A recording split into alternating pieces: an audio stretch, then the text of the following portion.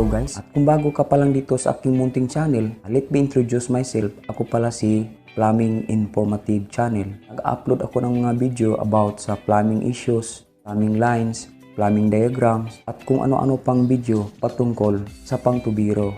Kung interesado ka at nagugustuhan mo itong mga video na ito, click mo na lang ang subscribe button dyan sa baba at i-click ang notification bell para updated ka sa mga bago kong video. At i-click mo na din yung all para hindi mo masabi, sana all. Maraming salamat. Welcome back guys. Ang tataka kayo kung bakit may sombrero na ako. Sombrero lang po tayo, haba na po kasi yung buhok ko. Ilang weeks na hindi ako nakapag-pagupit. Anyway, hindi po yun yung topic natin ngayon. It's all about sa paano mag-troubleshoot ng ating mga motor pump at pressure tank sa ating bahay. Isa sa mga pinaka-maraming tanong sa comment section ng ating channel or mga videos ko is ang kung paano daw ayusin ang hindi tumitigil na pag-andar sa motor pump.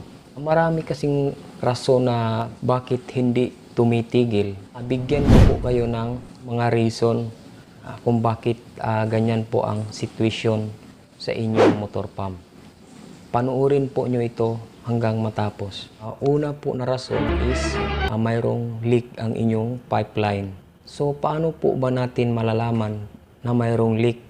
Especially sa mga nakabaona na tubo, underneath slab, ganun. Paano po ba natin alamin yan? O paano natin malaman na mayroong leak dyan sa ibaba ng mga simentado na flooring? First, ito po yung gagawin nyo. Halimbawa kung nawasa ang nag-supply sa inyong bahay o dumaan muna ng storage tank bago higupin ang motor pump, kung paano malaman kung may leak ang inyong pipeline, ganito ang gawin nyo. After water meter, maglagay po kayo ng pressure gauge. Huwag nyo munang idaan sa pressure tank. I-direct muna niyo ang inyong connection.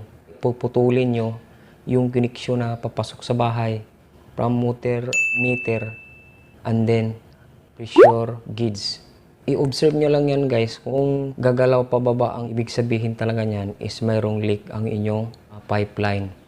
For example naman, kung wala talagang leak, hindi po bumaba yung pressure pointer, ang isa namang cause niyan is mayroong singaw ang inyong pressure tank. Paano naman natin na malaman kung mayroong leak ang pressure tank? Napaka-problema po ito kasi minsan hindi natin makikita sa ating mata. Ito ang pinaka-mahirap i-distinguish kung saan talaga mayroong leak or singaw. Ganito guys.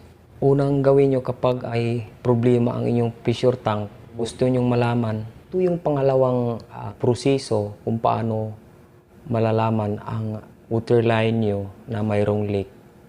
Kung hindi nyo kayang maglagay ng pressure gauge sa inyong water line, ganito na lang po ang gawin nyo. Yung water line na papasok sa inyong bahay is putulin nyo muna yung connection na galing sa storage tank or sa pressure tank. Bali i-direct nyo doon sa water meter.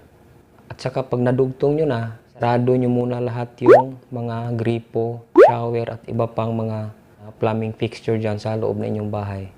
Umpisa nyo buksan yung main gate valve. Naka-direct na siya sa water meter. Kung natap nyo na, tingnan nyo yung water meter nyo kung lagi bang umiikot kahit walang gumagamit. Mayroong leak ang inyong water line na papasok sa bahay. Babalik po tayo sa ating pressure tank na mayroong singaw. Una, ito po yung gagawin nyo.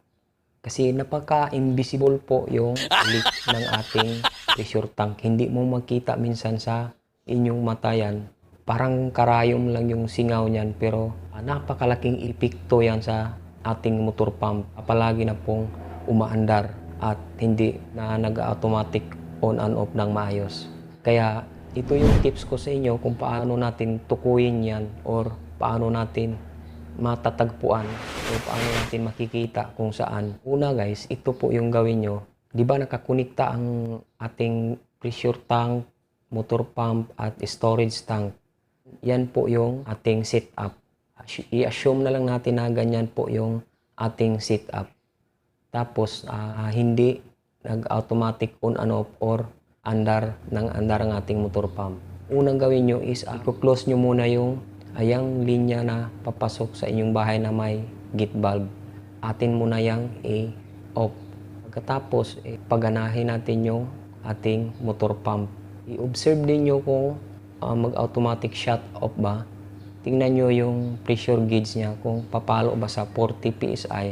After nyan, i-observe nyo kung bababa ba ang pressure pointer. Kung bababa, 100% na mayroon talagang leakage or singaw ang inyong pressure tank. Ang tanong, paano natin makita?